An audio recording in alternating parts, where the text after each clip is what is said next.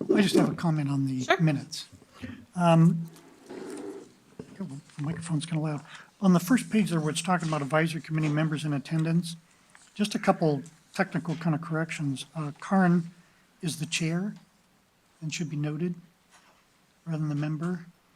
And further down, we should switch, John Ludlow is the liaison to this committee, and then, like they have the others, mayor, City of Johnson City under that, chair, Clackamas County Board of Commissioners. So it's just a little technical. I have one of those as catch, well. buddy. I have one of those as well. Okay. Tom Mercereau is the mayor of the city of Gladstone. Would like to see him recognized as such. Okay, where is he in the list? Second, page number 2 near the top, middle of the section on page 2. Oh, okay. Okay. I didn't see that. All right, we've got everybody's proper titles in there. Any edits to the substance? Okay. All right, well, I'd entertain a motion with those changes to approve the minutes. So moved. A second? Okay, all in favor? Aye. Great. And I'll wait to do introductions until hopefully Dan gets here. Oh, I'm sorry, I can't hear you. Call me?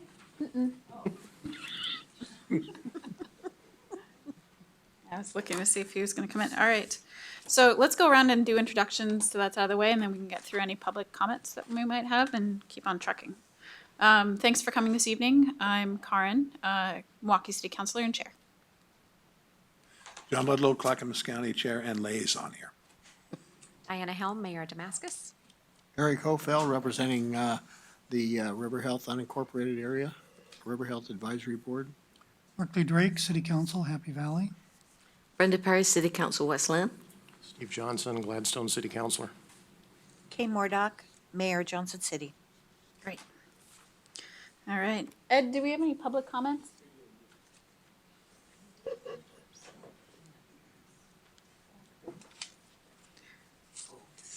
Got 3. Katie, do you have a timer? Ah, perfect.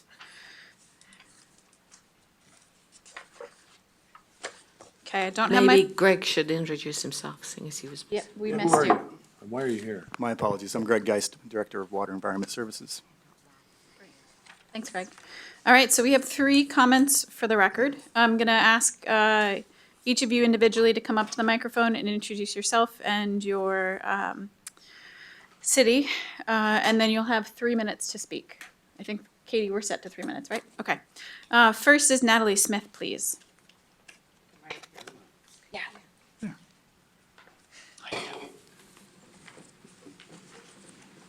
Good evening. I'm with, I'm representing myself as a citizen, a concerned citizen. I live in Gladstone, Oregon. My name is Natalie Smith. I have a couple of questions, and I just wanted to express some concerns that I have. I was wondering, knowing that there's going to be a vote this evening regarding the technology that was one of the alternatives that were being considered. But one question I have is I'd like to know, how are you going to be able to explain to the taxpayers such the vast difference of what the possible costs could be? And also, I was curious, there is a potential for higher rates that will occur, and how will you explain that to the taxpayers? That being for the growth in Happy Valley and also the unincorporated Clackamas County areas. There is such a vast cost that this, whether we're looking at a digester or we're looking at a different type of technology. How are you going to explain that to the taxpayers based on the decision? Thank you. Thanks, Natalie. All right, next is Alice. Yeah. Okay, it's right there. I'm not going to ask any question. Alice Richmond, I am the chair. Well, actually, this fiscal year, I'm the chair for the Tri-City Committee, Budget Committee. There goes my few second in there. But what I want to state and reinstate over and over, whether you're going to be reelected or you're now, it is the now that is very crucial to make the decision and not wait for the guys who's going to be after me to do something very positive about the digestive.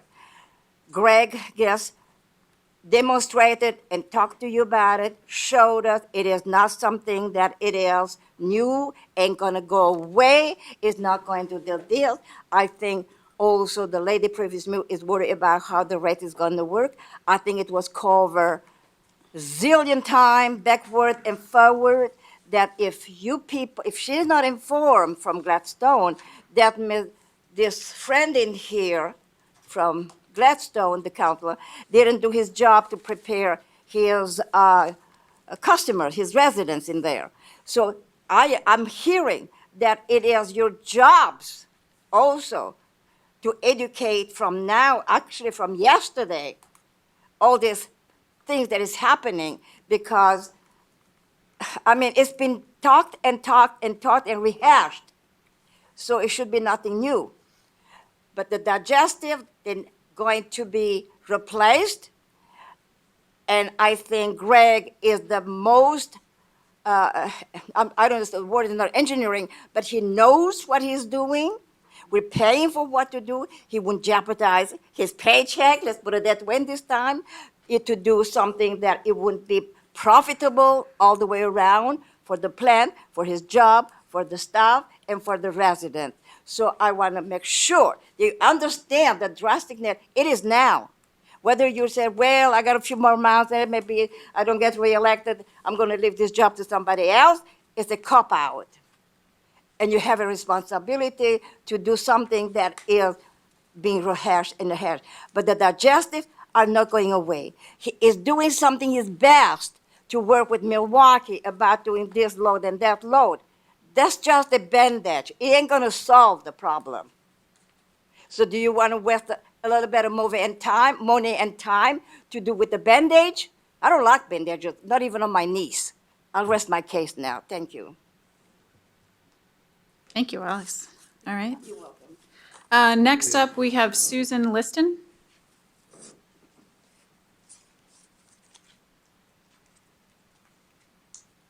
Good evening. I'm sorry, the name of this advisory committee is so long, I'm sure I'll mangle it. But anyway, Pull your mic a little closer, please. Yeah, lower your micro. Thank I you. speak loud, so I have to step away from my mouth a little bit. well, thank you, and thank you for talking about education. I'm a retired educator, so. I'm all for education. Okay, Susan Liston, 550 East Exeter, Gladstone 97027. It is by pure chance when I went to the Gladstone City Council meeting on Tuesday that I even know that this advisory committee exists. I take responsibility for my ignorance. When I asked my daughter-in-law, who works in the West Lynn Wilsonville School District, and my son, they live in West Lynn, if they'd heard anything, they were ignorant as well. I suspect there are other citizens in TCSD who are also in the dark. Voters and ratepayers of Gladstone, Oregon City, and West Lynn stand to have our rates increase significantly based on your recommendations. May our representatives on this committee respect our long-standing positive and legal relationship through the TCSD. Our cities aren't at capacity. Our facility is owned outright. We need not incur more debt at this time. I'm requesting from this committee for all citizens, and importantly, TCSD voters and ratepayers, know about and understand your task, including how you are going about it, before you finalize any decisions we will pay for. Help us to be better informed before you forward recommendations. If you believe in open and transparent government, please get out information via flyers, newspapers, websites. Allow citizen input and response, and please, please look again at the criteria you are using to judge different solid waste systems by. After reviewing the 64 pages of attached documents from your last meeting of April 21st, I wondered, how can you throw out Bill Gates, the Gates Foundation, and Genneke Corporation with my sewer water, for supporting and coming up with a cost-effective and environmentally sound system for solid waste disposal. Looking at the technical considerations on Table 4 and the technology curve, it seems the screening criteria selected by this committee is heavily weighted against the innovative use of standard, shelf-ready technology. Why? What weight are you giving to cost and environmental considerations that directly impact ratepayers and my grandchildren living in the Tri-Cities? Why would we want to spend 50 to 56 million on an anaerobic digester, even a newer model, than 10 million on the Janicki Omni system? Susan, that was your 3-minute mark. Can you wrap up your comments? I will. Thank you so much. It's environmentally sound, made and invented in the USA, comes with gold standard guarantees. The Omni is up and running well in Senegal and Washington State. It meets or exceeds EPA and Washington State stricter than ours air quality and environmental standards. If you don't have faith in Janicki, take the offer to lease. Turnkey ready, $2 million, including that gold standard guarantee. Thank you very much. And I know you when you wrestled at Putnam. Oh, my gosh, don't tell your age. Oh, she's still younger than I am. There you go, Alice. Chair, There's dirt younger than you, Alice. I'll admit to that. Madam Chair, Yes, the Janicki people wanted to read their letter into the record. Do you think it's appropriate to do that? they do. I have this a time? copy right behind it too. Okay. Yeah. So Sarah sent a note, and hopefully you all got it. Matt is out of town. Did anybody else not get it on the committee? Okay, good. All right, so Sarah sent this to me yesterday and requested that it be read into the record during our public comment session this evening.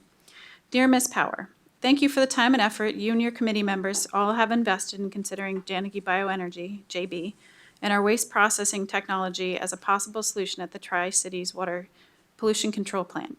While we appreciate the opportunity and firmly believe that our solution would provide a multitude of benefits to the surrounding communities, both financial and environmental, this letter serves as a formal notification of our decision to withdraw all proposals previously submitted to your committee from further consideration. To date, there have been numerous and continuous erroneous statements made about our technology and our company, including most recently during the May 26th meeting. It is unnecessary and unproductive to point out all of the inaccuracies, but we'd like to clarify a few points for the record that were particularly unfounded. These problematic claims are examples that serve to illustrate our reasons for withdrawal from this process. First, third-party testimony from a variety of unvetted sources was repeated multiple times, claiming that dewatered biosolids are too wet to be effectively consumed in our processor without co-firing. This statement is simply not true. Our technology is not only self-sustaining, but generates excess electricity in operation. Our mass energy balance has been audited by countless experts in the field with full support, not to mention that we prove this fact every day with our S10 unit operating in Senegal and S200 unit operating in Washington. Second, third-party testimony was repeated multiple times, claiming that waste-activated sludge, WAS, must first be anaerobically digested to allow for successful dewatering, and therefore that our claim of being able to take this material prior to the anaerobic digesters was impossible. Again, this statement is simply not true. As a point of reference, approximately 16,000 publicly owned treatment works in the United States generating dewatering WAS, less than 1,500 utilize anaerobic digestion in the process. Clearly, not only is it possible, it is much more common for dewatering of WAS to take place without anaerobic digestion than with it. It appears that it would be counterproductive for both parties, your committee and JB, to continue this relationship at this time. We hope that by rescinding our proposal, your committee and associated communities are able to resolve their solids management issues quickly. Should the committee decide to reconsider our technology in the future utilizing a process with objective evaluation measures and testimony, we would welcome the opportunity to reengage. Sincerely, Sarah Van Tassel, President, Janicki Bioenergy. Okay. We get any other emails, communications, things like that? I think that was it. Okay. All right. Madam Chair, are you accepting recommendations? I think we're going to talk about Damascus next, if that's okay with you. Okay, I just thought maybe you might want to discuss a response to this letter. Sure. I think we should talk about it while it's relevant, Okay. part of the conversation. Yeah, we can move number 6. Do you want to have the full-fledged conversation or just on the letter?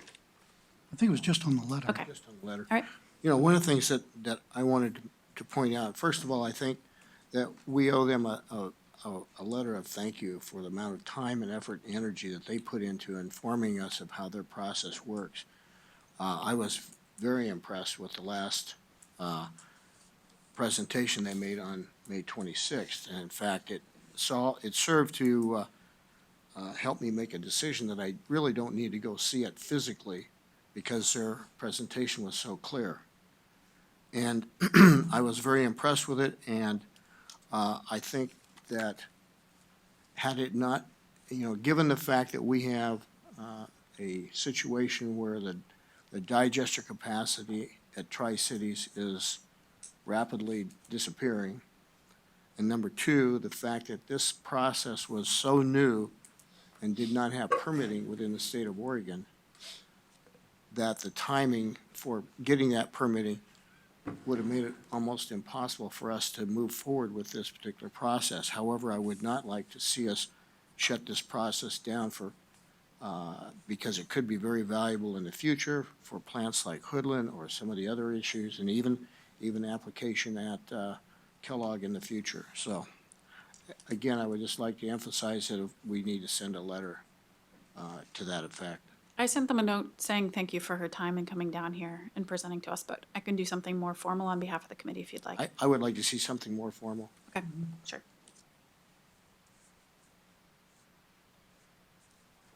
Do you want her letter reviewed, Eric, before it goes out, or what are you feeling about that? I can circulate it out to everybody. if Yeah, that would works. be fine. That's good. Okay. All right. Dan? So on that note, I think it was clear from Janeke's letter that they felt sandbagged by this committee and especially by West staff, who obviously went out and solicited comments from these organizations without anybody else's knowledge. They were expecting to come down and give an unbiased look at what their stuff was. And West staff brought in all these folks, including some guy who, probably hasn't looked at anything new in 20 years, and talked about Janeke's stuff and really was unfactual in many aspects of what he had to say. So I was personally insulted by the way that meeting happened last time.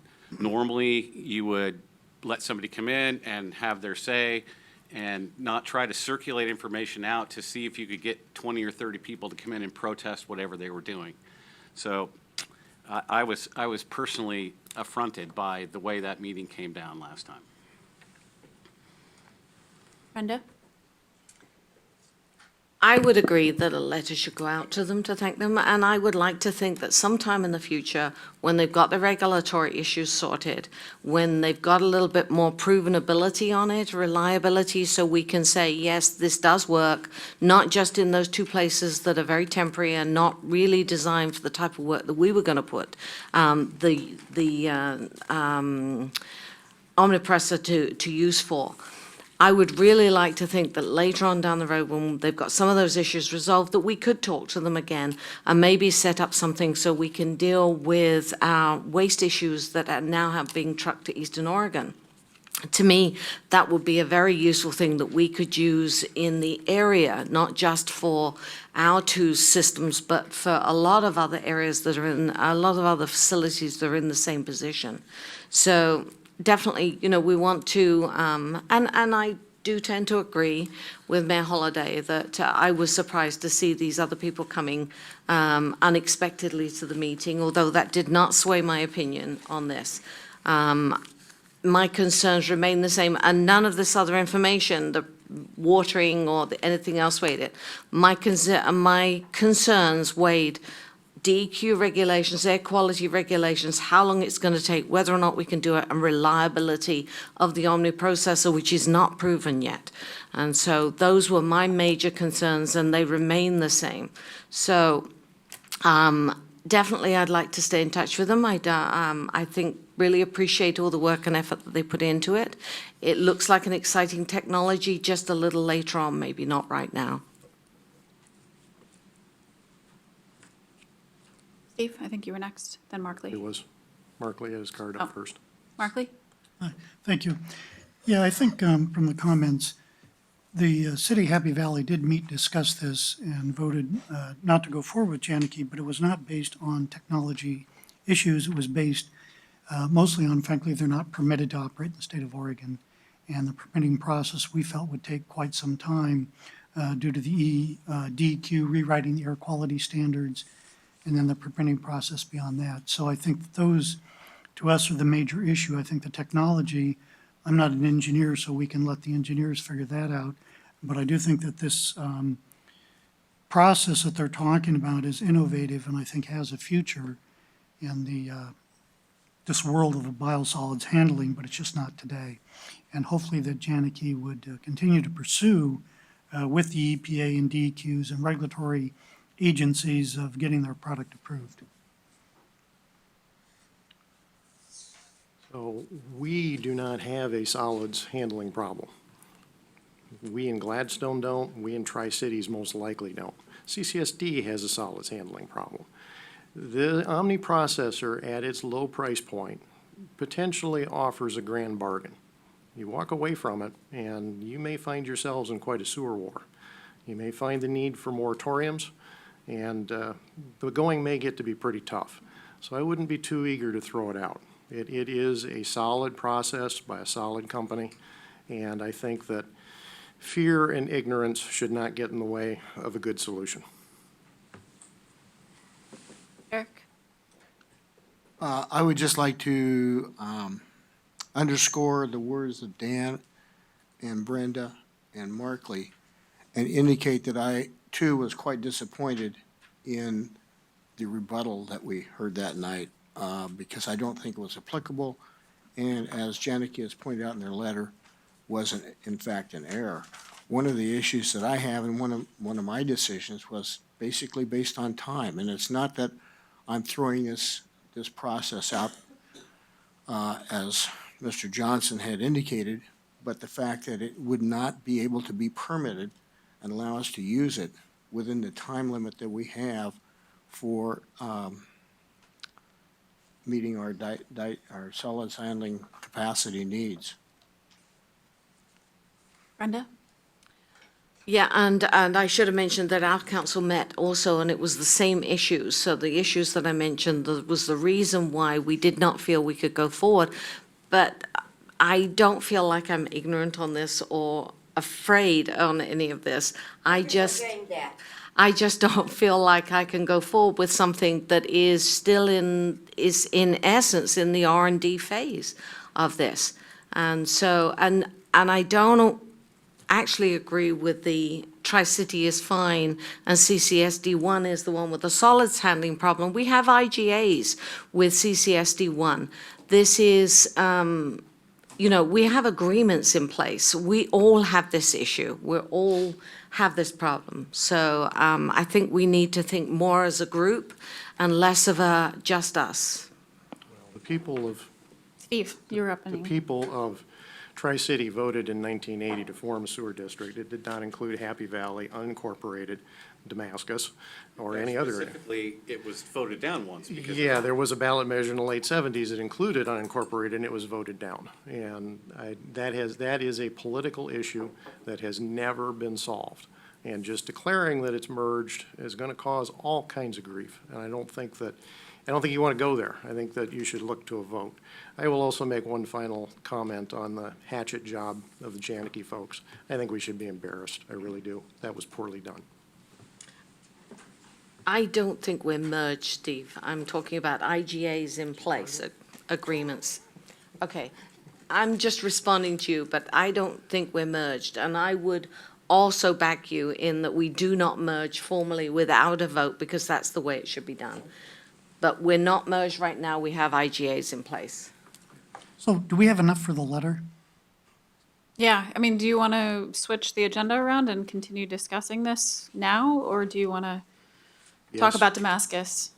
I think. Actually, I think, I think number 6 is the thing that we're talking about, and we should get it done, because I think the rest of it is, could become moot. Okay, well, it's admin, so I don't see how administrative aspects of the committee are moot, but let's continue having this conversation then. If you don't mind, I'll hop in with Milwaukee's input. I sent them our entire packet. I don't think anybody read it in full, but they read the relevant parts. And my fellow counselors' comments, as well as our mayor, was that generally they didn't want to gamble our economic future of the region on technology that hadn't yet been used by any municipalities our size in the United States. And I, as an aside from this committee, I've applied to be the small cities representative on the Cleaner Air Oregon Air Regulations Rulemaking Advisory Committee, because I actually find this stuff rather interesting, and I do it in my day job anyway. Said nobody ever. I've done the NFPA stuff, so Nerd I get it. glasses, Karen. So the two relevant things that happened in the last couple of weeks that I don't know if you followed very closely, but they announced their timeline for rulemaking at the end of May, shortly after we met on the 26th. Once the rulemaking committee is formed at the end of the summer, it's going to be an 18-month rulemaking process. And something like 12 or 13 clean air advocacy organizations today filed a letter with the governor asking that no new permits be issued at all until that rulemaking is done. And my understanding too is that after that rulemaking, there's going to be a period in which any environmental group can challenge the rules and litigate them. So that's the timeline that I've signed up for. But that's also, I think, the one that we discussed briefly at my council. And so we voted 5-0, at least for the time being, given our economic needs in the region for growth, to pursue the recommended technologies. Mark Lee? John, did you have yours up? Yeah, Oh, it did, sorry. for a while. You know, so far I've heard sandbagged, fear and ignorance, unfactual, hatchet job. And I want to ask Greg, you know, Dr. Williamson, I think we had last time. We had told, you had not, did you not tell people that you're going to bring in an expert? Correct. That's what I was going to comment on is there were several areas that were apparently unclear. So when Mr. Janicki was invited down, we also proposed to invite Janet Gillespie from Oregon Association of Clean Water Agencies. She couldn't make it, so we invited Ken Williamson. Those areas were, is this thing regulatory? What's the regulatory pathway for this? Will the public accept it? And then what is the general path for technology to enter our industry? So I appreciate how it may have looked, but that my intent was to bring information on those areas that we lacked some understanding on. And it was my understanding that that was the intent of inviting originally Janet, so. He was one of the people who talked about the WRF authentication, or the WRF process, where you go through and they test the technology and authenticate it for other usages, right? Correct. Okay. Thank you. Right. And I think he did look at the technology out of interest, because he's an academic for a long time and very interested in new technology. And I think he tried his best to answer the questions about that, but that really wasn't why he was here. It wasn't to question the technology. It was to explain the regulatory pathway and the kind of the way that technology enters the arena, so to speak, in our industry. So. Well, that's what happens when you give somebody a microphone. They can say whatever and opine on whatever they want to us. I think, Mark Lee, you were next. I think we do need to move forward for the economic vitality and growth of this community, collective community. And frankly, Janicki has withdrawn from this process. That's what they say in their letter, the reasons for withdrawal from this process. So they're withdrawing themselves from further consideration at this time. And we need to move forward with what we have. Brenda, I don't know if you or Steve were next. So just a couple of clarifications. We did meet. We had a quorum at the council meeting, but two of our members were absent. So we did not want to vote on a resolution until we had all 5 councillors there. But it was a unanimous amongst us agreement that, again, the same reasons, we didn't want to go forward with something that wasn't tried and tested. We just didn't feel that we could do this. And also, I'd like to sort of clarify on a couple of comments that were made. We've had at least 3 articles in the Westland Tidings on the progress of this and our discussions on this. We've discussed it at least 3 council meetings where I've been keeping people up to date on this. It's gone out in a lot of the literature that goes out to our citizens, so it's been in our newsletter, it's been in our water bill. A lot of information on this, so it certainly has been available to Westland citizens. And there's not a whole lot you can do except go and knock on every door and say, did you know? So, we really are making the best effort to let people understand. And at our council meeting, I did have our finance director there to talk about the implications of rates and the budget. He'd reviewed the budget that was sent over from there. And I also had our public works director there to talk about the implications for the public works in Westland and his experience and how he felt. So we really have tried to make this available and to have correct information available. And just as a clarification, it was never it's not 10 million, it's actually 12 million. So I'm not sure, maybe you need to work on the communication, Steve, because there were a couple of misconceptions there. Still a lot less than 56 million. Here, million there. Yeah, well, it was 50, and then it was 55, and now it's 56, according to KGW. Well, it was 5 and so- now it's 12 and a half. Well, I was talking about the digesters and the endless cost increases, yeah. And 500,000 a year. Is it me? Yes. Dr. Williamson was way out of his lines of expertise and had obviously not prepared for the meeting. I mean, he was supposed to be talking about DEQ, and he got into talking about Janicki and their process. I don't think that's fair, and I think it affected the outcome. Just want to comment on that. Our council has also met. Our meeting was more around, it looks like the decision was predetermined here a long time ago, probably before we started. And we're questioning whether we even need to be here. We're not being listened to. Nothing is being taken into consideration. We are a city of people of moderate incomes, many of whom live paycheck to paycheck, Social Security deposit to Social Security deposit. I hear from these people frequently. I think that it's unreasonable to expect us, where we don't have a need for additional sewer capacity, to pay for additional sewer capacity in an unrelated district, which we haven't voted to do, that's growing rapidly. And so we are questioning whether our involvement here is going to continue. Can I ask you a quick question, Steve? Sure. Do your rates go up within your city year to year? Well, typically, yes. I don't know that they did this year, but typically they do. And yes, we have the lowest retail rates of any of our partners. I just ask because based on our sort of conservative capital investment forecasts, our Citizens Utility Board has already projected a rate increase that, at least from what my finance director, my public works director tell me, should cover the cost of this on our end. Yeah.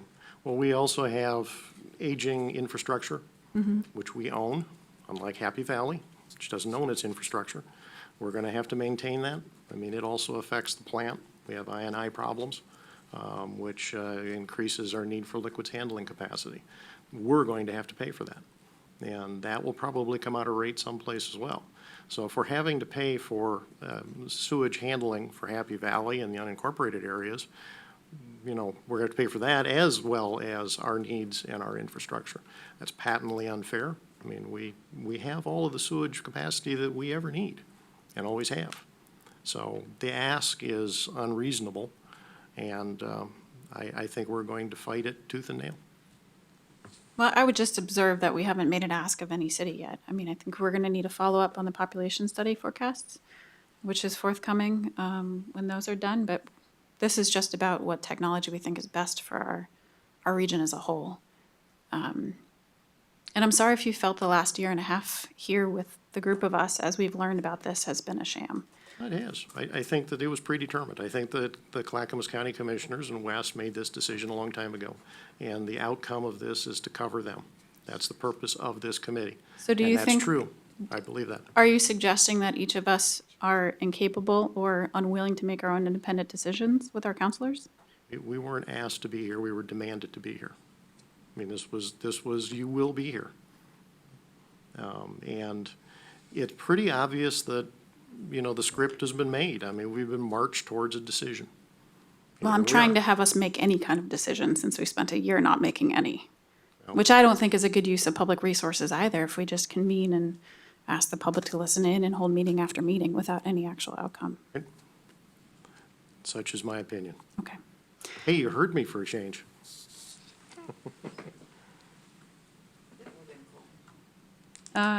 Mark, I'm not sure if you were up. Let Martin go, that's fine. I'm patient. So am I. Yeah, I think that we do need to move forward, but I don't think this was predetermined from our standpoint from the city of Happy Valley.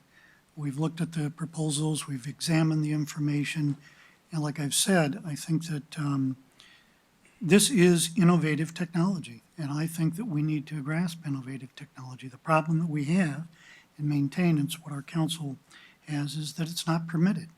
And the permit process is not going to be soon. And so, and also the uncertainty, and that I've talked before to this group, we need economic certainty in this community.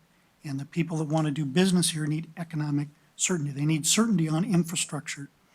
And so we need to move forward with that certainty. And it's unfortunate that a lot of things happened here. It was kind of the perfect storm. These issues that raised up in southeast Portland with air quality issues kind of mandated or forced the state in some respect to say they're going to rewrite the rules. And that rewriting of the rules, which is not something we control, is, like you says, an 18-month, 2-year process with challenges, whatever that is. I mean, it's unfortunate that's happened, but we just do, for the economic growth of the entire community, including Gladstone, everyone, we need to move forward with this. And as far as the rates go, I have to agree respectfully with the council from Gladstone. I think the rate issue and how those rates are appropriated has not been finalized. And I think that merits some discussion. We've talked about rate zoning before. And so I think these things need to come out. In other words, who's going to pay for what has not been decided in my mind. And I think that needs to have a robust discussion, definitely, as we move forward. Thank you. I've got it on our items to track after this meeting. Dan? So Oregon City is leaning towards Gladstone's response to this. Mr. Geist explained one of the people who showed up at the last meeting. The other 4 or 5, including the guy from Doctors Without Borders, I find it curious that someone like that could find out about a meeting like this without some kind of prompting from somebody else. And the other organizations that sent letters certainly didn't have anybody local to come and testify. So once again, that had to have been done by someone. I must assume that was done by county staff or by West staff. That's correct, it was. So you intentionally sandbagged Janicki? No, not at all. Oh, that's exactly what you did, sir, and I respectfully, I disagree with you. So I was almost certain from the first time I came to this meeting that this outcome had already been predetermined, that this was a use of, and I apologize, Karin, I have grown to have a gigantic amount of respect for you and the way you run meetings and your intellectual process. But at the end of the day, I think this group was formed to give the county credibility when they went out to sell $55 or $56 million worth of bonds to buy 1950s technology. That's just how I feel about it. So I would have to ask Mr. Let the People Vote on everything. Are you going to put these $55 or $56 million out to a vote? Is that am I the mister you're talking to, Mayor Absolutely. Holliday? We have never sent out a vote for rate hikes in this district, and I don't think we should start now. This is selling bonds. I mean, you were absolutely against selling the bonds to pay for light rail. That's not a decent analogy, Mayor Holliday. Let's go back to what you asked me. I don't think we've ever sent out anything to have the voters opine about rate increases, and we're not going to start now. I don't think I'm not speaking for the BCC. I'd be glad to discuss that with them. I don't think we're talking about rate increase. We're talking about selling, a half a. And we have to pay for that through rates, Mayor Holliday. Right. I don't know what kind of Well, I answer you're mean, looking for. you and Commissioner Smith are all about letting the people vote. If you think it's that important, why don't you let them vote on this? Is it because you're afraid that they would say no? I don't know what you're talking about. I really don't.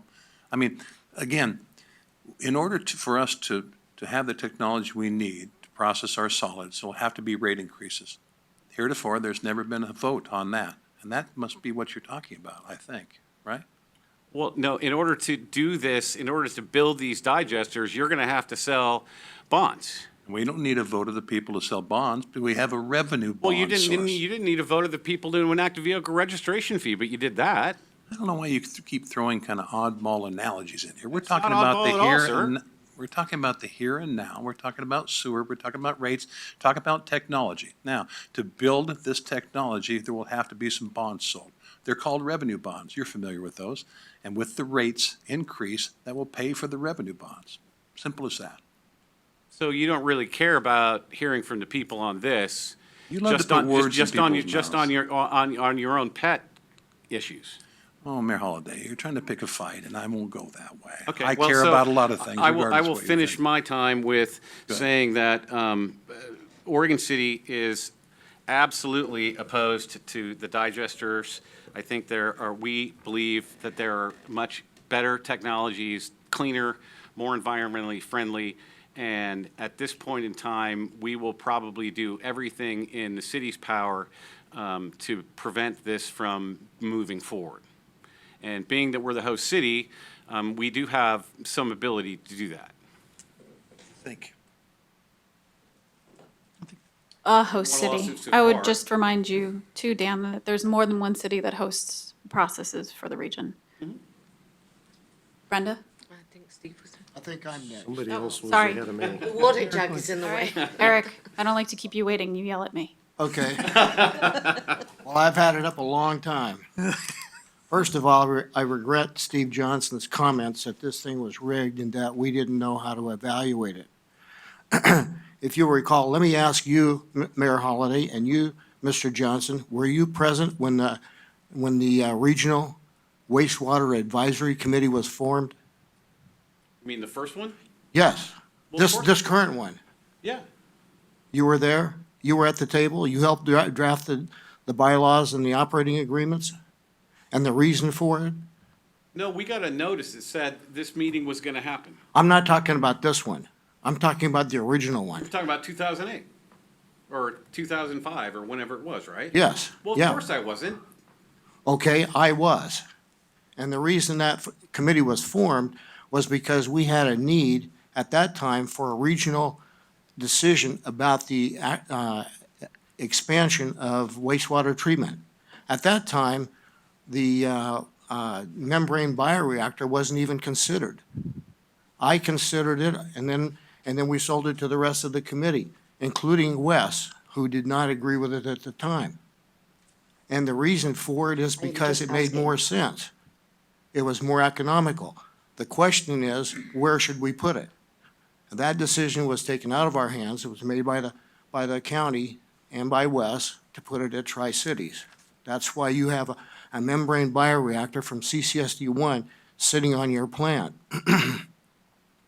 All right, so when we start talking about capacity for the region, you're missing the whole point. The committee was a regional committee designed to solve capacity issues for the whole region. And now you guys are sitting here saying, well, we're not going to do that because you didn't go with the Janicki system.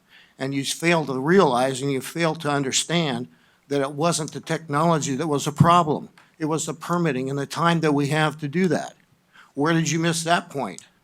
I didn't miss the point. In fact, Well, you certainly have, because now you're, I had a meeting with the governor's staff, and they said that we could have a meeting with DEQ, and there was a good probability that we could probably get an air quality permit for this because of the capacity issue.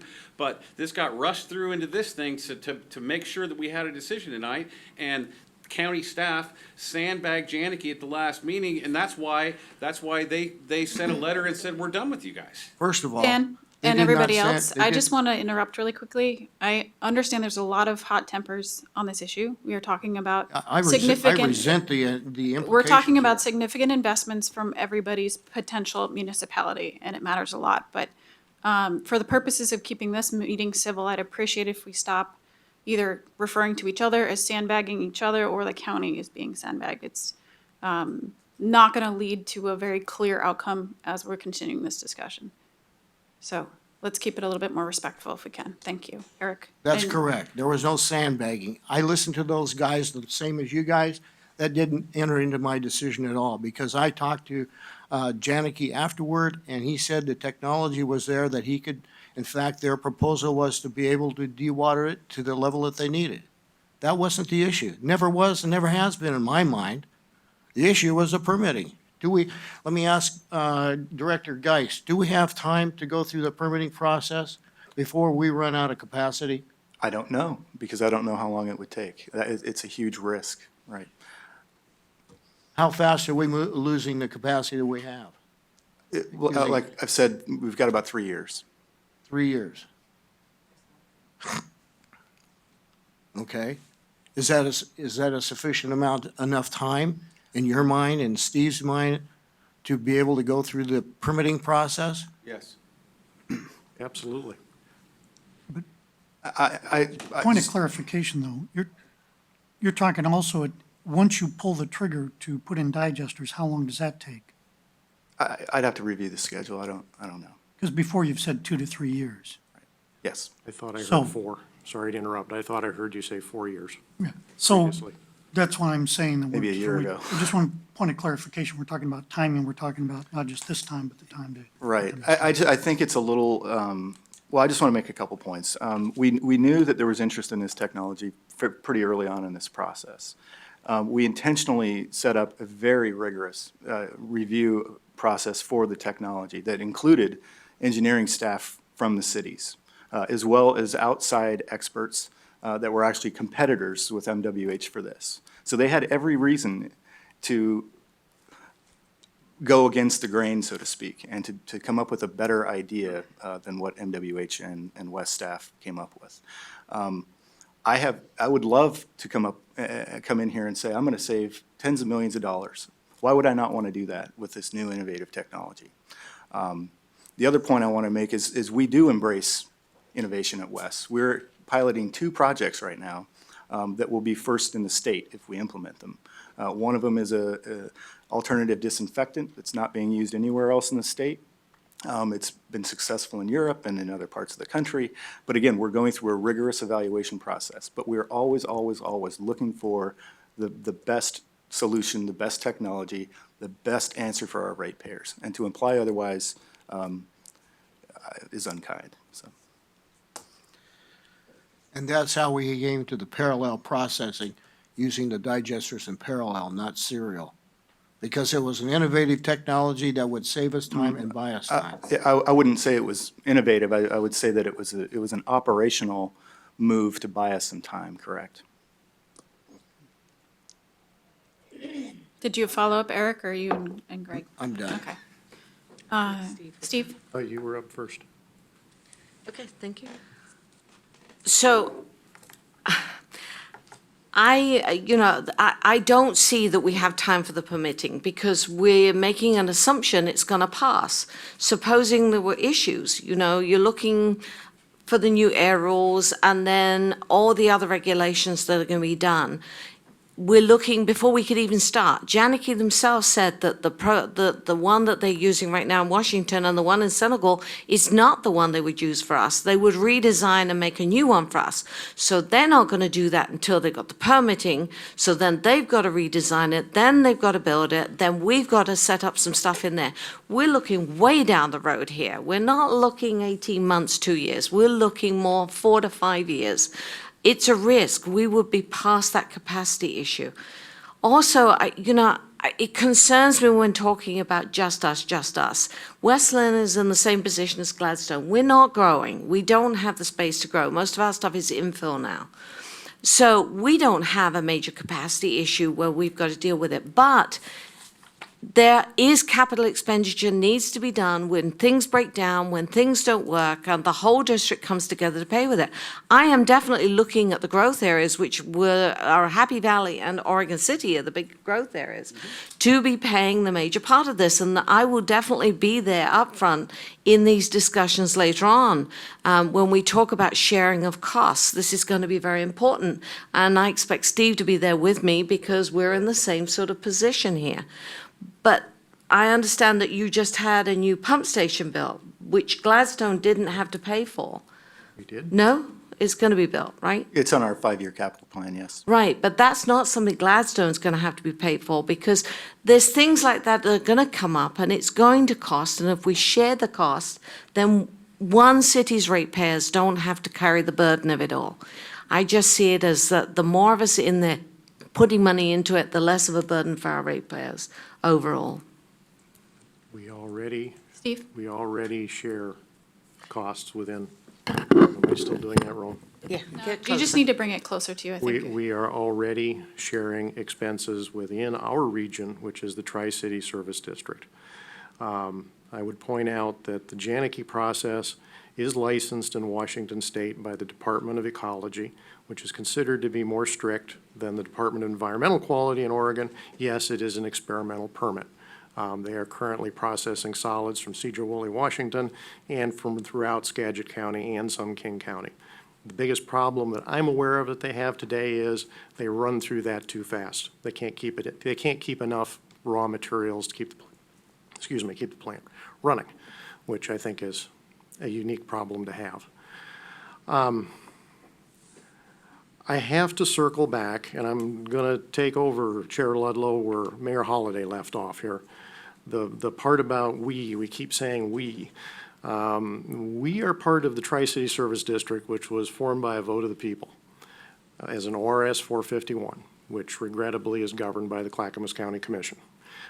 That's true, and it's been against us all the way because we've had additional capacity for future growth that was gobbled up from CCSD number 1. The building of the membrane bioreactor was a huge mistake. Should never have been built there. Those dollars should have gone in to building a new plant for CCSD, and that was just a monumental mistake. Part of the recommendation that we made. Right. To Clackamas County's credit, the incompetent directors that were involved there are long gone. And I think that that sort of nonsense wouldn't happen again. Let me go back to the ORS 451 and the vote of the people. And this is where, Chair Ludlow, we're talking about election.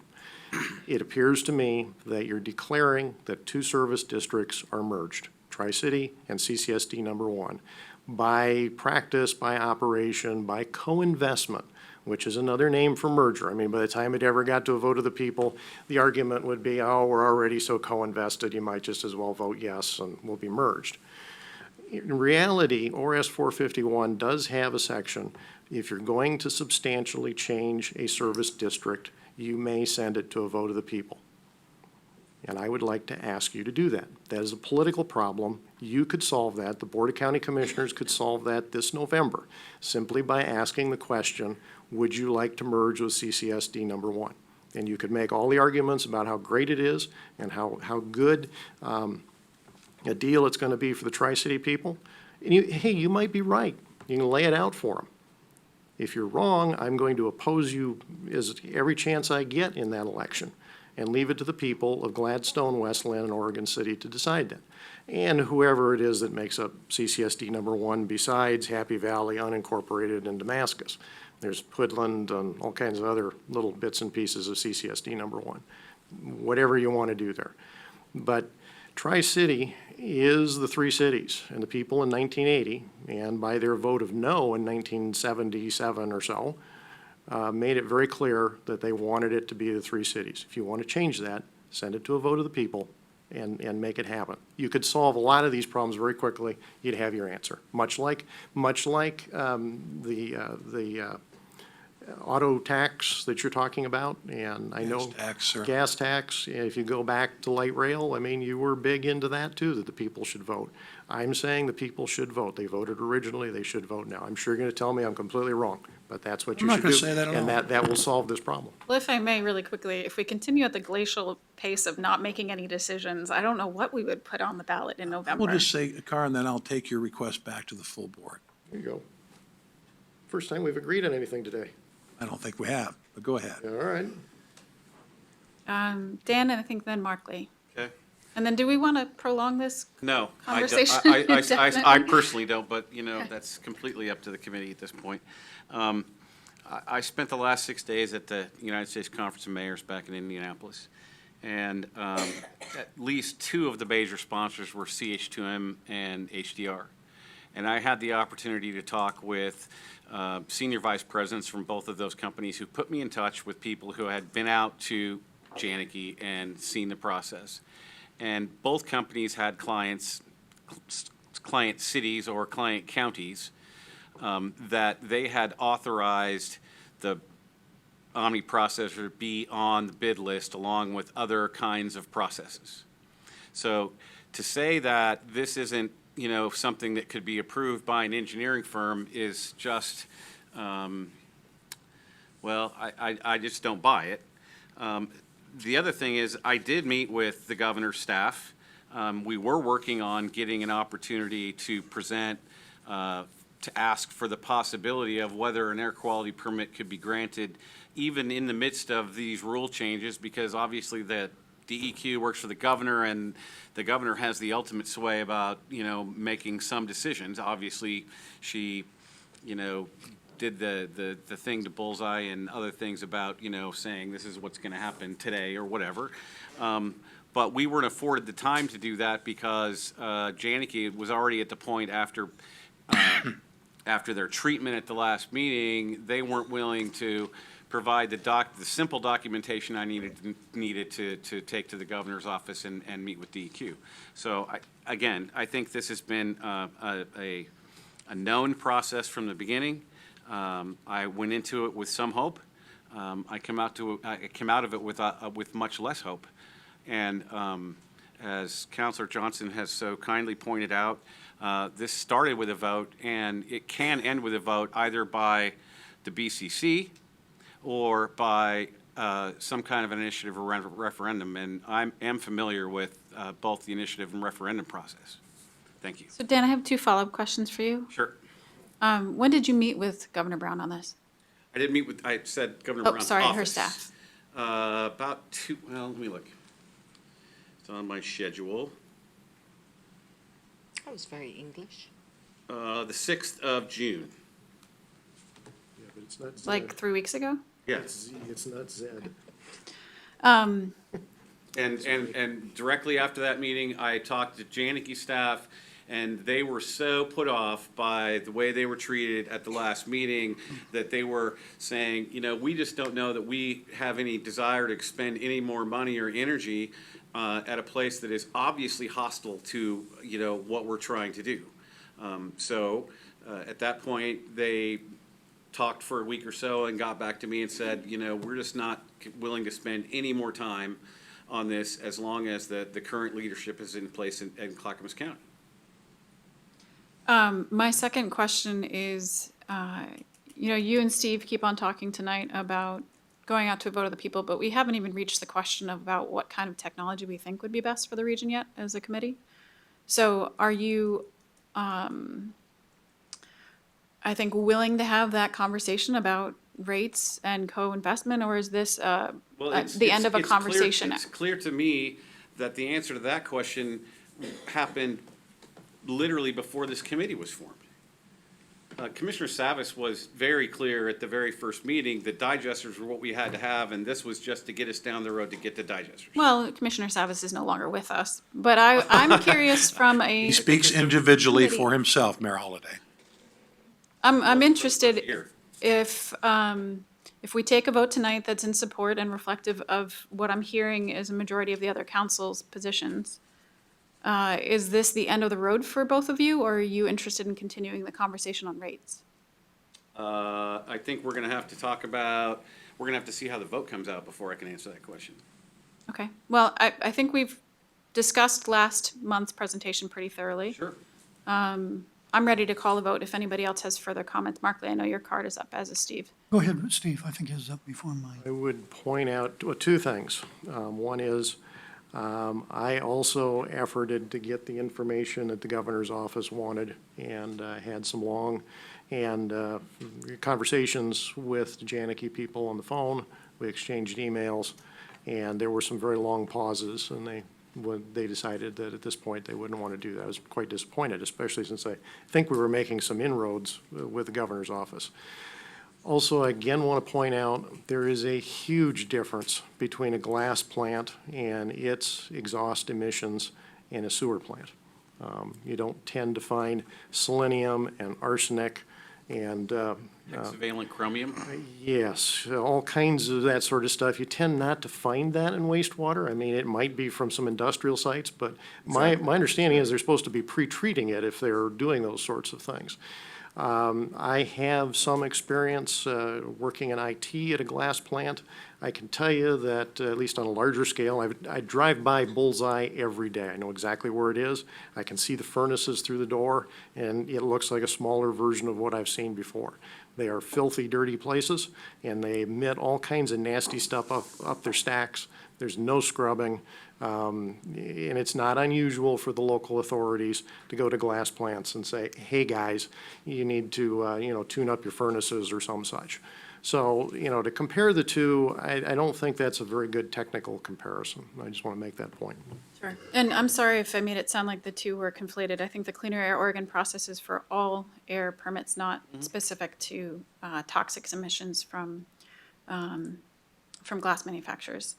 I'll just offer my insight on permitting. My nonprofit years ago also came up with a more innovative way to meet wastewater treatment needs, specifically around temperature. Other research universities came up with a model, computer model, that allows you to actually measure the benefit of shade trees on a riverway, 20 years down the line. And they can quantify that and then equate it to the same temperature outputs that come out of a wastewater treatment plant. So we signed our first contract with the city of Medford in 2011. I worked on it as a law clerk and then stayed on with the organization thereafter. We have not signed another contract since 2011 for actual compliance needs because of the ongoing litigation on temperature standards that was filed years ago.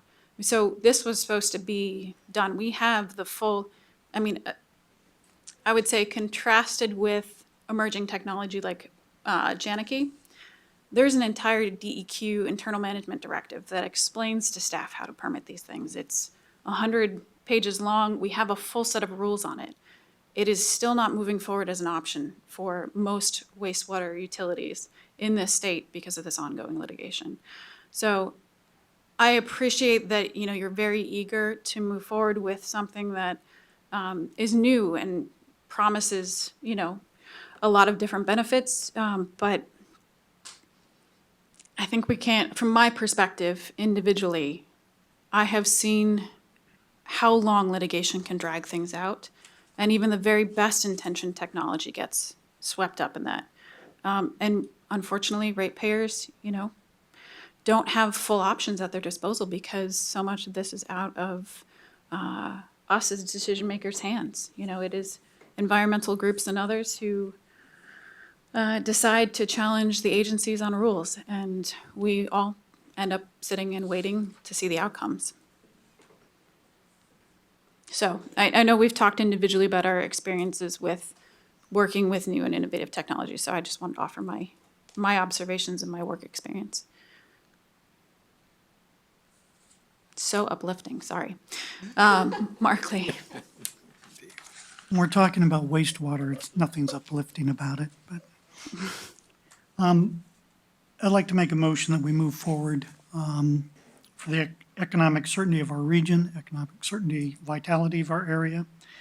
I move forward with the technology that's been recommended by Wes, and that this process move forward. And it is a disappointment. It's not part of my motion, but But it is disappointing that Janicki has decided to drop out of this process, but they have, and we need to move forward. So that's my motion. I'll second.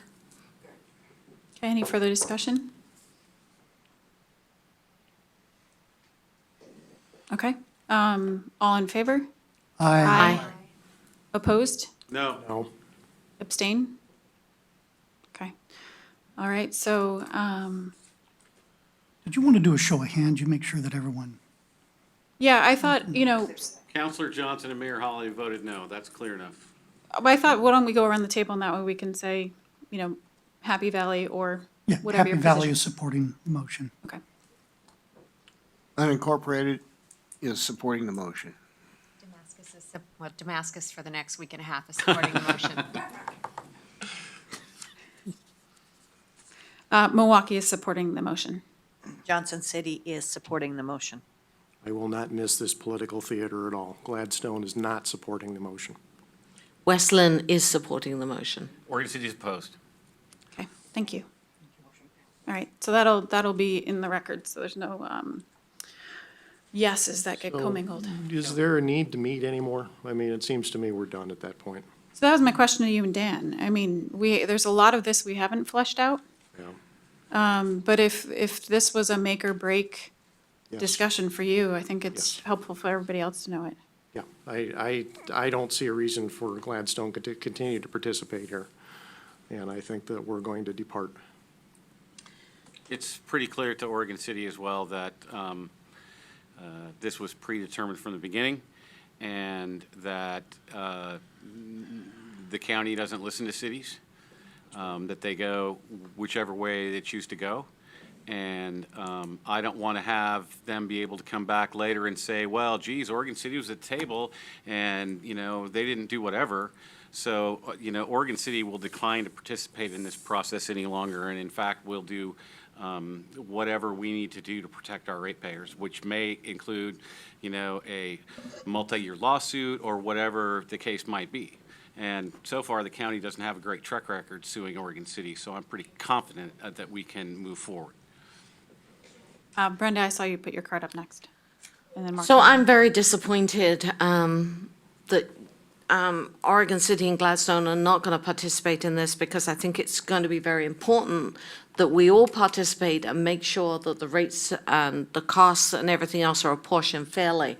And if you are not going to participate in this, then you are going to end up just paying what's decided by others. And I think, you know, I see challenges ahead in organizing this. I do see that we have a voice in this, and I think it's really important you exercise your voice. So I would ask you both to reconsider, stay with it for now, and then just see how the process goes. Steve, I saw you, then Mark Lee. We will certainly discuss it in council, but I don't see the reason to go any further on this. I would let Mark Lee speak, and then I would do the committee the courtesy of making a motion to adjourn, because I think there's no reason to continue further this evening. So, yeah. I'll let you exclude everybody else with cards up, is that right? Well, Counselor no, Johnson? no, I said, I didn't see your card. Well, and Eric's card's still hiding behind the water. And I do think we have to make a decision on Damascus participation. Yeah, and I'm still pregnant, so we have to talk about it next meeting if you aren't here or aren't here, because I'm not going to be here. Still gonna be pregnant. No. Probably not. Good Lord. So, Mark Lee. Okay, now that we got that settled. Happy Valley still is interested in participating in this process and would encourage all the cities to participate to talk about rates. And there's other issues that are going to come up in this process of moving forward. I would agree that the July meeting may be canceled because of, our chair may not be here, but I think that there's still a lot of benefit to meeting, and we would like to see things still move forward. And so Happy Valley will be participating in the Regional Wastewater Committee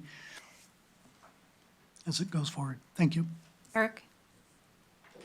Yeah, I'm quite disappointed in Gladstone and Oregon City's decision to not participate, because I'm sensitive to the growth and the cost issues that you're going to be facing, along with West Lynn and K Murdoch and Johnson City and all the others.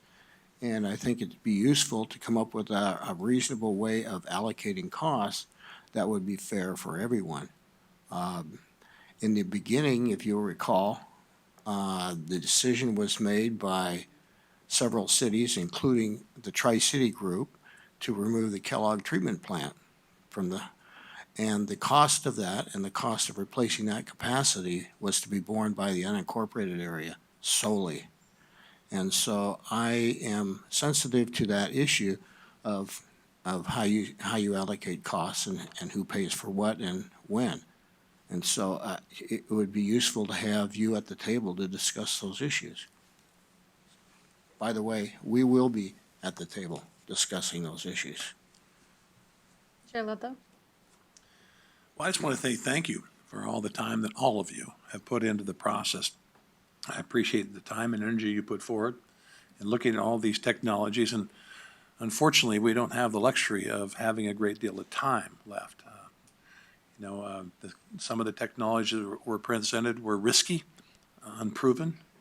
And so I appreciate the fact that this independent body, who was not influenced by the BCC in any way, shape, or form, has decided to recommend, I'll go, you guys.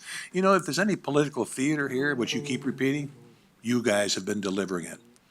So again, my appreciation to everybody who participated and the hard work by West staff to bring forward the professionals to lead you towards making this important decision. And I'll be sure it'll be taken to the BCC and we'll keep things moving along. Thank you. Steve, and then Dan. All right. Dan, go first. Well, I merely have to say that should Oregon City Gladstone decline to participate, I would submit that under the rules of quorum, that the Regional Wastewater Treatment Advisory Capacity Committee won't have a quorum to meet because we are 2/3 of one side of this discussion. We could meet, we just couldn't make any decisions. Correct. Let's discuss things.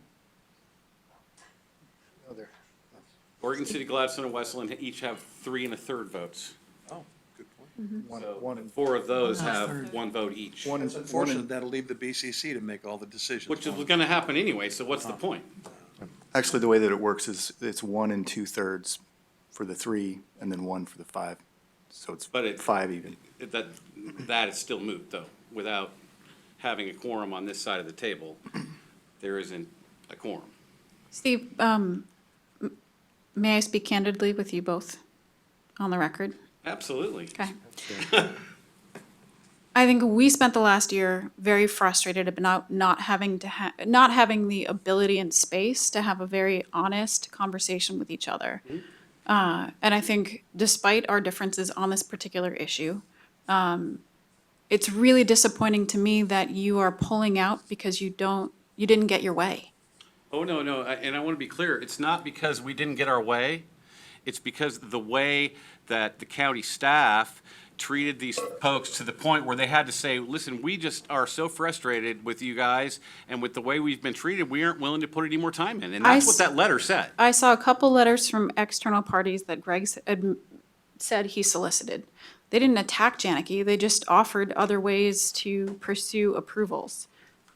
The fellow who did join us, the expert, had some criticism for their technology, and the two disputed it heavily.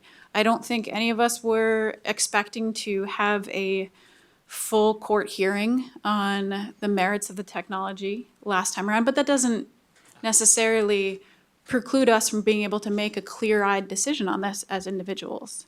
But you see, And Oregon City's point is that no matter what we do, no matter what we come here and listen and say, that we aren't going to really have any real input, no real decision-making power, no ability to affect our ratepayers, because all those decisions are going to be made by the BCC regardless of the talk and the decisions that we make here.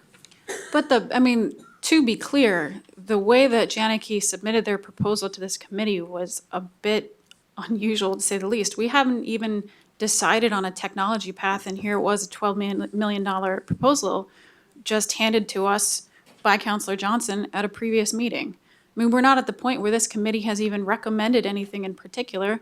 And here it was, an outside party that you both had solicited, who was approaching us in the county to provide us with something that we, frankly, in my opinion, we're not at the point to even vet. And so it became I mean, I think we've spent as much time as we could vetting it clearly while still continuing to make decisions this year. And again, Oregon City's position is not about, it's not about that particular process. It's about the fact that from day one, this was going to be digesters. And everything else was leading us down the path to get there. This was never an open process where we were to go out and look at other technologies and try to vet something else. After the Omni processors were brought on board, then the county staff said, oh, well, we'll have a charrette and we'll invite all the public works people in to see these other technologies. But if you have a permit to build on a particular site, for example, I'm just going to use a building analogy, and you have that permit in hand and it allows you to build your wooden house, and you're going to try to add in a bunch of brick, you have to go back and, redo your permit. Do you not see the value of digesters being something that we as a region can more rapidly integrate with our existing technology without having to burden our ratepayers with this unknown process? Not for $38 to $40 million more money, I don't. Even if it lasts longer and is more durable and is proven? How do you know that? How do you know it'll last longer? Well, I think that's, well, based on the age of Kellogg, just spitballing, that plant has been around for a while, longer than a lot of the pieces at Tri-Cities, and is operating pretty well. And some But they- and extensive they've rebuilds. replaced belts and pumps and. Sure. And. Yeah, there's and ongoing PLCs maintenance. and all that sort of thing, and that's really all the, and I'm not gonna talk about the Omni process anymore, because we're past that discussion. Right. So has a motion been made? I don't think we're Passed. There's a discussing. motion and a second, right? It's passed. Passed. Yeah, and then we read it all. But I'm just trying to encourage you both really strongly to not step out of this process simply because we didn't land on the technology. It's not about the technology, it's about the process itself. And certainly, my commission has zero trust for the county commission and the way they deal with cities. And until some leadership changes are made, I don't think that, certainly, we're not gonna have anything to do with this process because we don't believe that we have any real input. So we will continue to engage in other forums, certainly with the Willamette Falls Legacy Project and the Willamette Falls Locks Task Force and C4. But in my opinion, this is it's just a waste of time for me and for my staff. So with that, I will take my leave.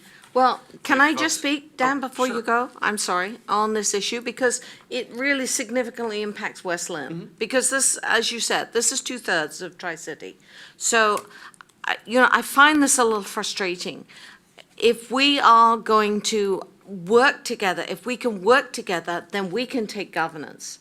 And we can take governance as a group. So all of your complaints about being driven, being run by anybody else, if we can actually stay at the table and work together on these issues, then at some point down the road, we can work on getting governance, and then we will make our own decisions.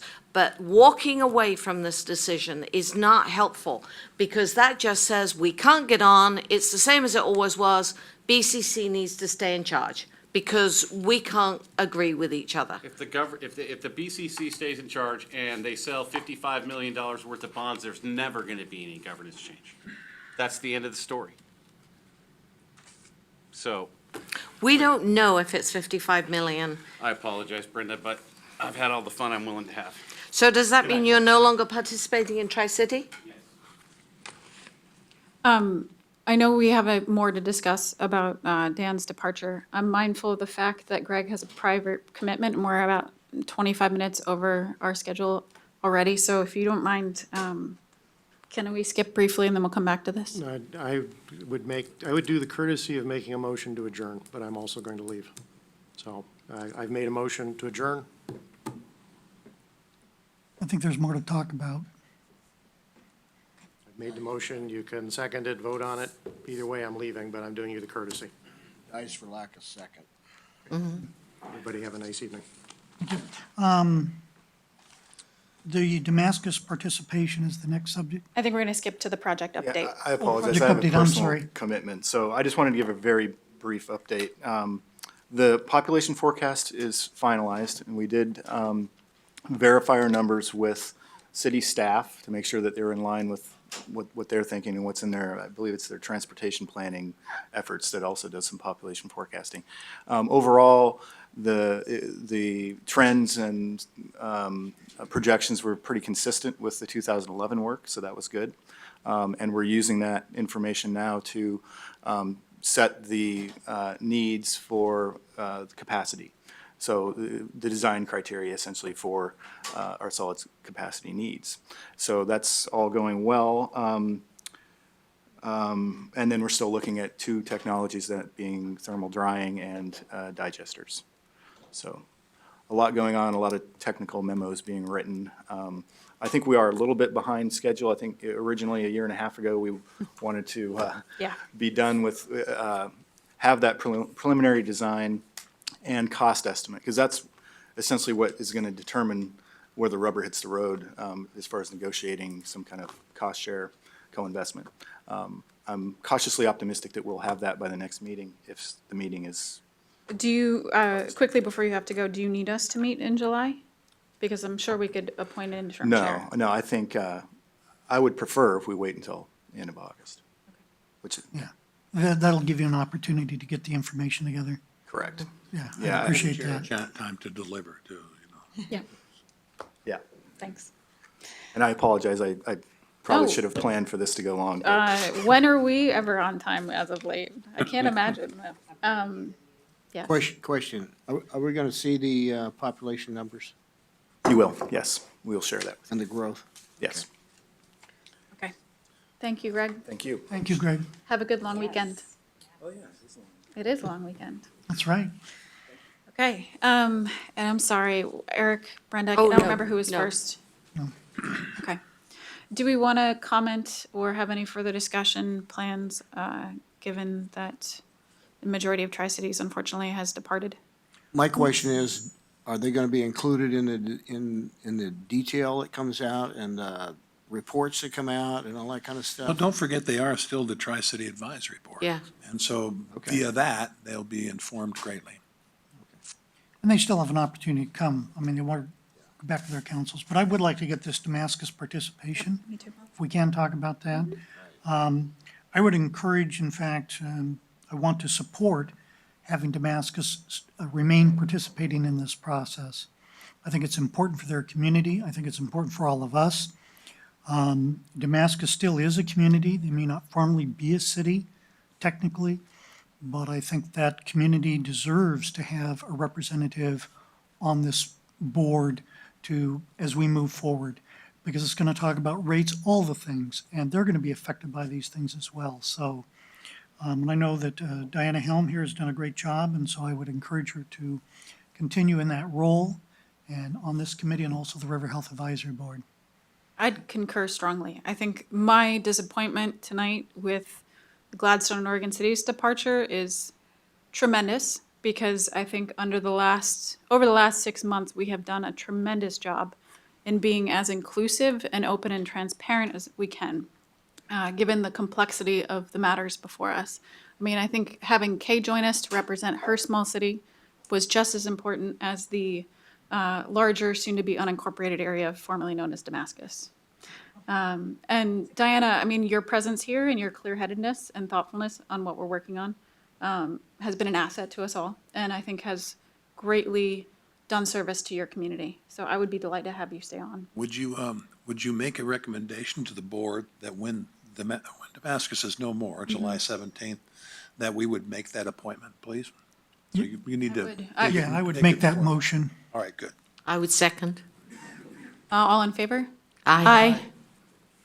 Vote for gosh sakes. Abstain? And No, I'm fine. I'm fine with that. I've made a commitment to the citizens as well, that even after the city ends on July 17th, that I am still an advocate for the citizens, and I take that role very seriously, even in an unelected position. And in this capacity, and other capacities, I mean, I'm in a fishbowl being on the corner of Highway 212 and Foster Road.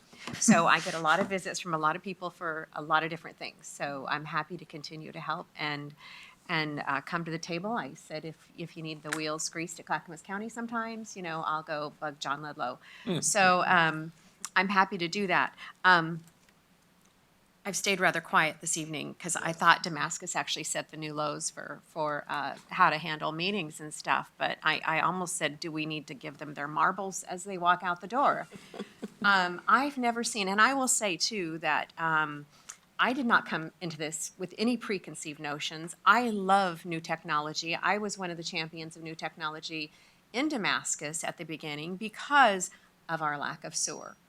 And we talked about a lot of on-site systems. We talked a lot about those systems that in a community of like 200 homes or a subdivision, one of those homes is actually the sewer system for just that subdivision. So we looked at a lot of this, and we got a lot of information from CH2M Hill on what we could and couldn't do because of the three basin rule.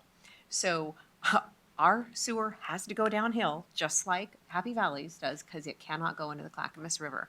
So I did not come into this with any preconceived notions. In fact, the only person that contacted me prior to being on this board was Mayor Holliday to try to influence my train of thought coming into this process. So I saw no point in saying that while he's here because he's already very agitated, as was Steve. I'm really, really disappointed that elected officials in this community can't sit down and have a decent conversation. And this rub between you and these guys is fascinating. It's absolutely fascinating to me. Just being in the room is just, there's this electricity that it's just so incredibly pointless and not constructive. And it seems to be targeted at whatever commissioner representative what joins lucky us. guy. Exactly. And it's the whole BCC apparently, and that is the whole governance issue. I get that, but we're going to get absolutely nowhere without adults sitting at this table and having rational conversations. If they're not them, I don't know who else it's going to be. So I'm happy to continue to do this. Thank you, Mark Lee, for bringing it up. Things are still going to happen in Damascus. As you all know, the court upheld the ruling, and there's 8 business days left at City Hall, and they're clearing it out. So, and I expect you there soon to help start boxing things up. You and I, So, Diana. We'll be boxing it up. Mark Lee? Yeah, and I think that I would echo those things. It is a responsibility that we all have as elected officials and people serving on committees to be responsible to our citizens. And that responsibility is to participate in the process. And that participation helps our citizens represent them. And by refusing to participate, we're not representing our citizens. And I find that sad, that people would choose that kind of action to take place. I think we all have disagreements, and certainly Happy Valley has had our share of disagreements with the board. We still do on certain things. But what we do to resolve those issues is we sit down with the board, we talk to them, we discuss things, we work things out. And we've been able to work things out over the last, since I've been on council in 2005. So, and we're going to continue to work things out with the county, other cities, certainly work things out with Damascus. We went through a process there. And in getting to know the unincorporated area through my friend here, Eric, we've been working more, I think, with the unincorporated areas and understanding their issues and their concerns. And so it's all of us getting together talking that we help to represent the citizens and be in the best interest of citizens in our community. Thank you. Okay.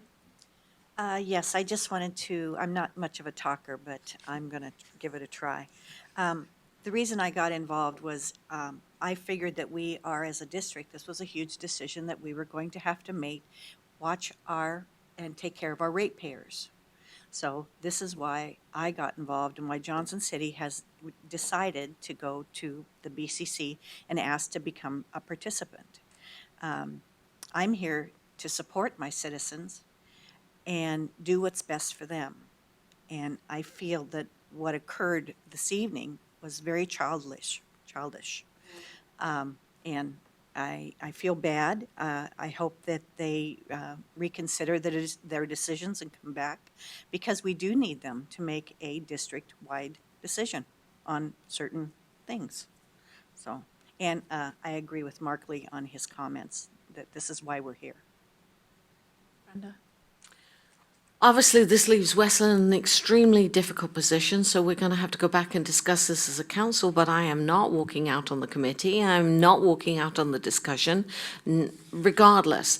You know, that's not what you do, and I'm sure a lot of you are aware that we had some difficult times on our council, and it did not mean anybody walked away. You stay there, you work it out, you work with people, and you come to some sort of an agreement or some sort of working relationship. You don't just walk away.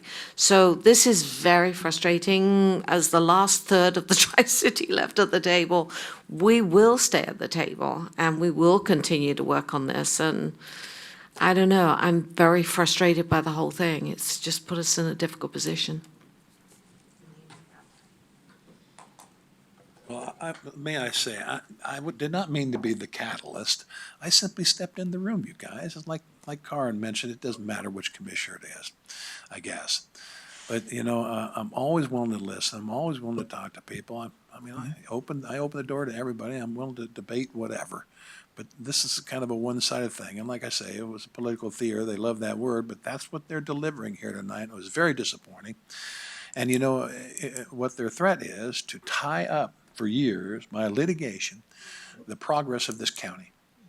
It will come, you know, Oregon City has 4 moratoriums themselves. I guess they don't mind them because they're willing to impose that on the rest of the county should the legal action tie up the plan. Thank you. Eric? Am I the last word? I think so. Maybe. I just want to. Good. Okay, Brenda's got you. Well, I got to say, like I said, I have a lot of history with this whole issue going back to 1996. And I was there when we formed the original committee that we all decided that we needed to expand. And I was there when I helped lobby the the West people about the bioreactor as a good solution for future liquids handling process. I was also there and wrote the recommendation to the BCC at the time that was limited only to CCSD 1. I'm not going to repeat all that, but I want to say that for those of you that have decided to stick it out, I'm really proud of you.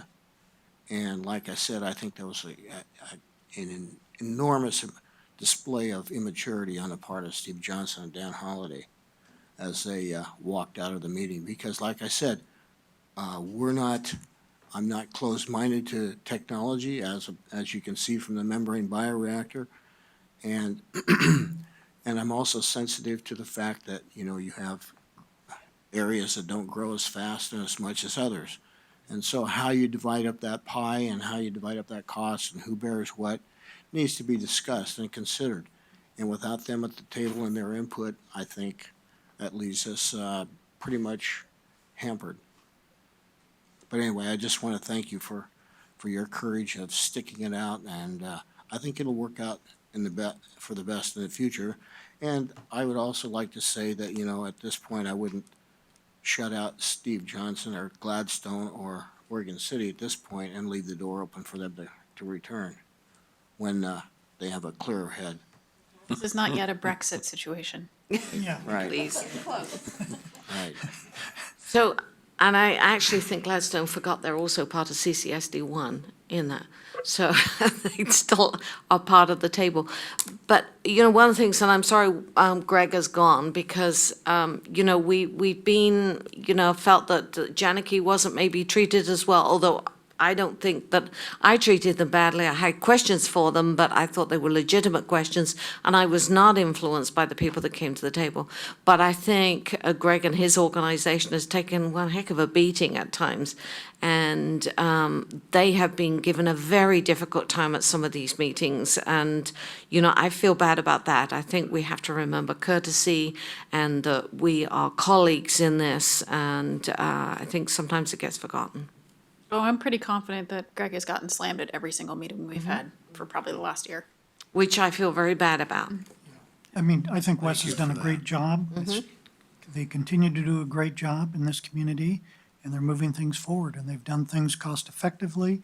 They've put together projects that have come in under budget, so in all measures of success that you do of a group, organization, they're successful.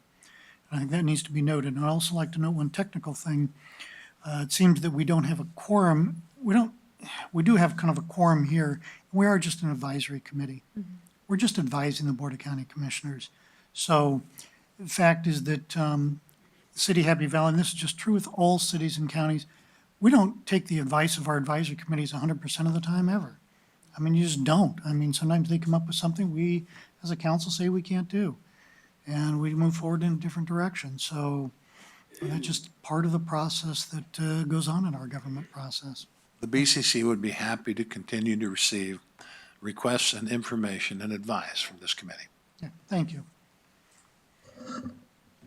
Okay, so I heard no, sorry. Are we still going to do the vice chair election? I heard that there's not a meeting needed in July, so if you're fine with that, we can just cancel and I'll be back in August. Now, you're going to bring somebody with you in August? Little? We want pictures. So you can come for a visit if you'd like, but odds are he would probably not be conducive to us holding a productive meeting for at length. Little ones generally aren't. So if that's fine with you, then, I think we'll have to check on, because, I mean, if there isn't, I don't know, they vote 1 2/3, 1 1/2, 1 3/4. I don't know, I can't remember how it all bones out, but if you don't have a quorum, you can't elect a vice chair either. okay, so we'll meet again in August. 25th, if that's our usual standard time. Yeah, I think so. 6:30, all right. Well, 40 minutes over, but I did good. appreciate a very robust conversation and, I will make a motion to adjourn. all in favor? Aye. Aye.